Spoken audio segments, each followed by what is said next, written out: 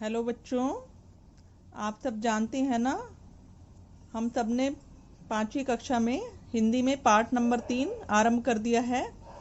और हमारे पाठ का नाम क्या है?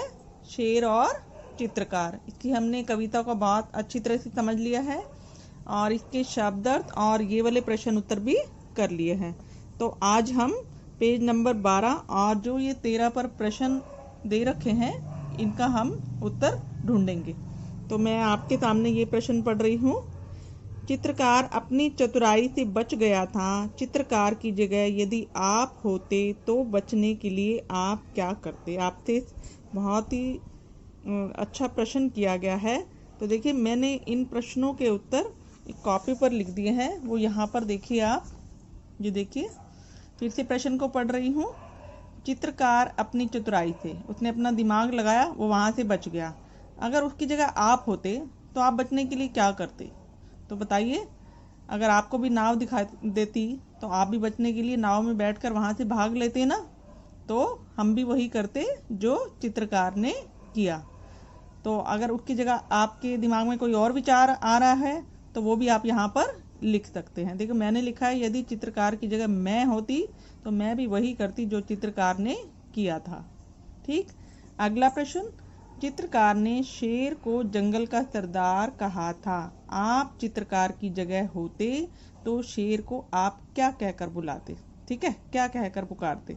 तो देखिए, चित्रकार ने शेर को जंगल का सरदार कहा और अगर मैं उसकी जगह होती तो मैं शेर को जंगल का राजा कहकर पुकारती। कुछ भी कह सकते हैं आप। आपके माइंड में और कोई कुछ शब्द आ रहा है तो आप उसके बारे में भी बता सकते हैं। अगला प्रश्न, चित्रकार ने नाव पर चढ़कर जी भरकर सांस ली। गहरी सांस ली जैसे वो नाव पर बैठा कि चलो जान तो बची। और अगर उसके बाद आपसे पूछा गया है कि आप किन किन अवसरों पर गहरी सांस लेते हैं, आपने बताना है। तो देखिए, अब मुझे लगता है सबसे पहले तो आप खेलते हैं, जब खेलने के बाद जब आप बैठते हैं थोड़ी देर तो आप गहरी सांस लेते हैं। पहला पॉइंट ये भी हो सकता है। और दूसरा, आप कोई अभ्यास करते हैं, कोई एक्सरसाइज करते हैं, जैसे योगा अभ्यास करते हैं, तो उसमें भी आप गहरी सांस शायद लेते हैं। ठीक है ना? तो 2 पॉइंट आप यहाँ पर लिख सकते हैं। और अगर आप कोई और अवसर पर सांस लेते हैं तो वो भी आप यहाँ पर बता सकते हैं। अगला प्रश्न, शेर चित्रकार के कहने पर पीठ घुमा कर बैठ गया। तो बताएं, वह बैठे बैठे क्या सोच रहा होगा? शेर क्या सोच रहा होगा, बताओ। तो एक ही बात सोच रहा होगा, मुझे लग रहा है कि इतनी देर हो गई मुझे यहाँ बैठे हुए, तो ये जो चित्रकार है मुझे मुंह मोड़कर बैठने के लिए क्यों नहीं कह रहा। वो यही सोच रहा होगा ना। तो मैंने भी यही लिखा है कि वह बैठे बैठे यही सोच रहा होगा कि अरे इतनी देर क्यों लग रही, चित्रकार ने मुझे मुंह मोड़कर बैठने के लिए क्यों नहीं कहा। तो देखिए, उसके बाद अगला प्रश्न क्या है, यदि शेर के बुलाने पर चित्रकार अपना सामान लेने वापस आता तो क्या होता?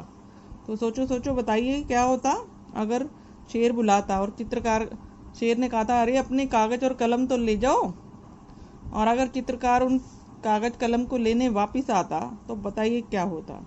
तो क्या होता? तो शेर उसे खा जाता ना।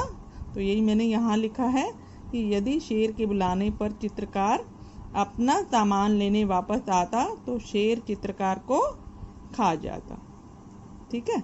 उसके बाद अगला प्रश्न, यदि झील के किनारे नाव नहीं होती तो चित्रकार अपनी जान कैसे बचाता? यदि झील के किनारे नाव नहीं होती तो चित्रकार के लिए क्या होता? तो मैंने लिखा है यहाँ पर, यदि झील के किनारे नाव नहीं हो तो चित्रकार के लिए अपनी जान को बचाना मुश्किल हो जाता। यही होता ना। तो शेर उसे खा जाता। तो यही हमने लिखा, क्योंकि और तो कोई ऑप्शन था ही नहीं वहाँ से बच के निकलने का। तो शेर उसे खा जाता। तो यही लिखा है, तो चित्रकार को अपनी जान बचानी मुश्किल होती।